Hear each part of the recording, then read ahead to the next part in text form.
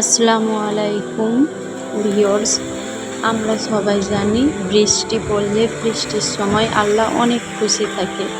আল্লাহ বৃষ্টিকে খুবই ভালোবাসে, তাই বৃষ্টির সময় দোয়া করলে সেই দোয়া আল্লাহ কবুল করবে ইনশাআল্লাহ। তো আমি আজকে যে এই দোয়াগুলি বলবো সেগুলি হচ্ছে খুবই দরকার, কারণ আমরা অসুস্থতা আমাদের মধ্যে লেগেই থাকে। তো আমি এই যে দোয়াটি বলবো বড় বড় রোগ থেকে বাঁচার দোয়া।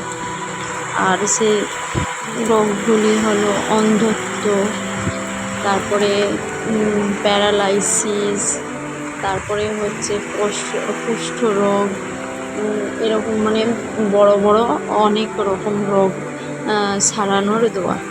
আর দোয়াটি হলো সুবহান আল্লাহিল আজিম ওয়া বিহামদিহি ওয়ালা হাওলা ওয়ালা কুওয়াতা ইল্লা বিল্লাহ।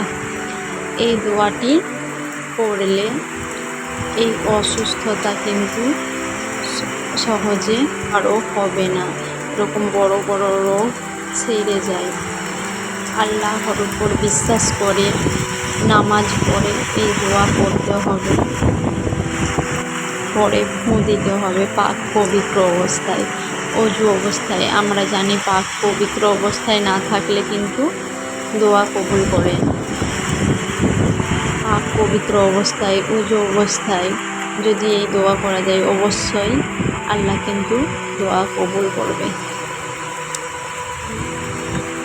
বৃষ্টির সময় বিশেষ করে দু হাত তুলে বৃষ্টির পানি হাতে নিয়ে এই দোয়া সব সময়। আরেকটি দোয়া আছে যেটি পড়লে আল্লাহ কিন্তু খুশি হয়ে যে কোনো চাওয়াই পূরণ করে, সেটি হলো সুবহান আল্লাহি ওয়া বিহামদিহি সুবহান আল্লাহিল আজিম।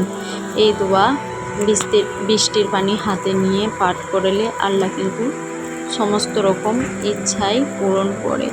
এখন কিন্তু সব সময় বৃষ্টি দিচ্ছে, তাই দেরি না করে সবাই আল্লাহর কাছে মন খুলে দোয়া করি।